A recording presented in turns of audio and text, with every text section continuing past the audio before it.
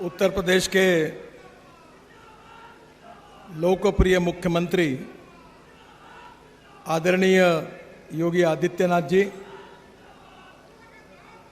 Doctor Sanjay Nishad ji, संसद में मेरे सहयोगी जगदम्बिका पाल जी, आदरणीय रवि किशन जी, हरीश द्विवेदी जी, विजय कुमार दुबे जी, कमलेश पासवान जी, संगीता यादव जी, रमापति राम त्रिपाठी जी, रविंद्र कुशवाहा जी, राधा मोहन दास अग्रवाल जी, राम शिरोमणि वर्मा जी, श्रीमती साधना सिंह, समस्त विधायकगण, समस्त पदाधिकारीगण और उपस्थित सभी भाई और बहनों,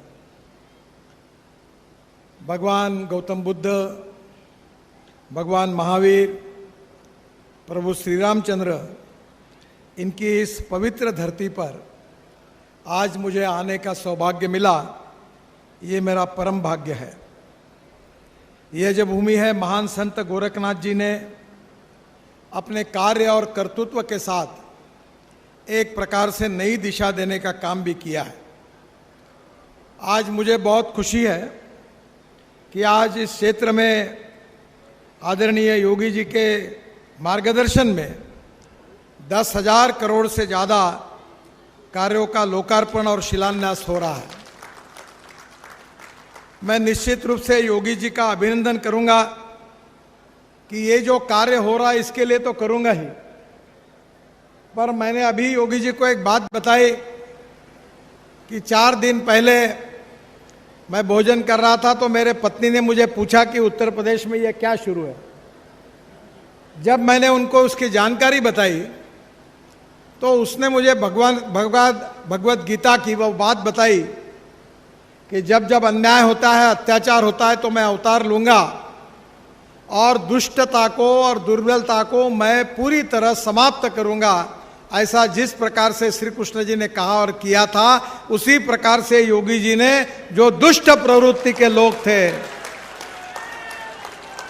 जो समाज के लिए घातक थे, जो सज्जन लोगों पर अन्याय अत्याचार करते थे, उन सज्जनों के रक्षणार्थ जो उन्होंने बहुत ही कठोर कदम उठाया है, इसके लिए व्यक्तिगत रूप से और देश की जनता की ओर से मैं योगी जी का बहुत बहुत अभिनंदन करता हूं, उनको धन्यवाद देता हूं।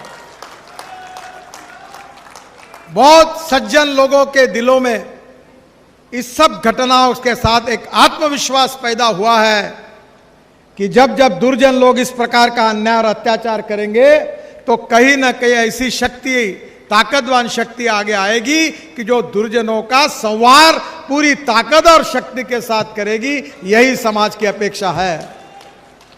मैं बहुत खुशी जताता हूं कि योगी जी ने बहुत अच्छे ढंग से कानून और व्यवस्था के बारे में एक प्रकार से एक आदर्श प्रस्तापित किया। मुझे खुशी है कि मैंने इसके पहले ही कहा था कि उत्तर प्रदेश का रोड इंफ्रास्ट्रक्चर, उत्तर प्रदेश की सड़कें हम अमेरिका के बराबर करेंगे और उसी में हमारा प्रयास शुरू है। 2014 में हमारे 7,643 किलोमीटर राष्ट्रीय महामार्ग थे। आदरणीय मोदी जी देश के प्रधानमंत्री बने और 2023 में 13,000 किलोमीटर के राष्ट्रीय महामार्ग हुए, हमने दुगने कर दिए। जब से उत्तर प्रदेश बना तब से, और केवल मोदी जी के नेतृत्व में हमारी सरकार आने के बाद 2023 तक 13,000 किलोमीटर के राष्ट्रीय महामार्ग उत्तर प्रदेश में हुए। अभी तक हमने 60,000 करोड़ की लागत से 5,000 किलोमीटर का कार्य पूरा किया है और करीब 2,30,000 करोड़ के काम मंजूर किए हैं और कुछ काम प्रक्रिया में शुरू हो गए हैं।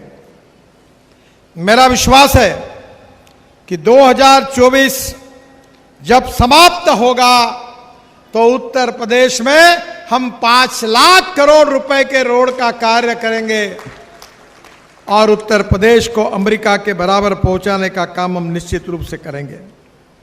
मुझे इस बात की खुशी है कि मैं आने के पहले बाद में एक रिव्यू करता था कि आज तक उस क्षेत्र के सांसदों ने, विधायकों ने, मंत्रियों ने, मुख्यमंत्री जी ने विशेष रूप से राज्य में क्या क्या बातें मांगी थी और कौन सी बातें पूरी हुई है। तो आज जब योगी जी का ही मैंने निकाला चार्ट तो मुझे बहुत समय लगेगा, पर जो जो बातें उन्होंने मुझे बताई थी, आग्रह किया था, लगभग 90% बातें पूरी हुई है। इस बात की मुझे बहुत खुशी है। उन्होंने जेवर एयरपोर्ट के कनेक्टिविटी की बात कही थी। दिल्ली एयरपोर्ट को जोड़ने से दिल्ली में डीएनडी फरीदाबाद बल्लभगढ़ बाईपास और जेवर पोर्ट तक 3000 करोड़ की लागत से उन्हीं के कहने पर 32 किलोमीटर 6 लेन ग्रीनफील्ड कॉरिडोर का काम इस माह में शुरू हो जाएगा, ऐसा वचन मैं उनको देता हूं। गंगा एक्सप्रेसवे, योगी जी ने ऐसे एक्सप्रेस हाईवे बनाए, मैं उनको धन्यवाद देता हूं, क्योंकि इस देश का पहला एक्सप्रेस हाईवे निर्माण करने का सौभाग्य मुझे मिला और वो मुंबई के से पूना तक था। पहली बार देश की जनता को देखने के लिए मिला कि एक्सप्रेस हाईवे क्या होता है। और उसके बाद और रोड बन रहे। हमारे नागपुर से मुंबई जाने के लिए 24 घंटे लगते थे, अब योगी जी हम 5 घंटे में जा रहे हैं। पूना जाने के लिए 25 घंटे लगते थे, अब 5.5 घंटे में जाएंगे। तो देश का जब मैं बताता हूं तो लोगों का विश्वास नहीं बैठता था। दिल्ली से मेरठ 4.5 घंटे लगते थे, अब 45 मिनट में जा रहे हैं। दिल्ली से जयपुर अभी 5 घंटे 6 घंटे लगते थे, अब 2 घंटे में हो गया। दिल्ली से अमृतसर 9 घंटे लगते थे, 4 घंटे में हो गया। दिल्ली से श्रीनगर 18 घंटे लगते थे, 8 घंटे में होगा। दिल्ली से कटरा, पूरे तरह देश में एक पूरी तस्वीर बदल गई। चेन्नई से बेंगलोर 5 घंटे लगते थे, अब 2 घंटे में हुआ। और कल प्रधानमंत्री ने बेंगलोर से मैसूर का हाईवे का उद्घाटन किया, जिसमें 4 घंटे लगते थे, अब 1 घंटे में हो गया। मैं उत्तराखंड में देहरादून आया था तो मुख्यमंत्री जी मुझे कह रहे थे, उनके विधानसभा क्षेत्र में प्रचार के लिए मैं गया था, तो मुझे कह रहे थे कि हमारे यहाँ दिल्ली से रोज 8 फ्लाइट आती है।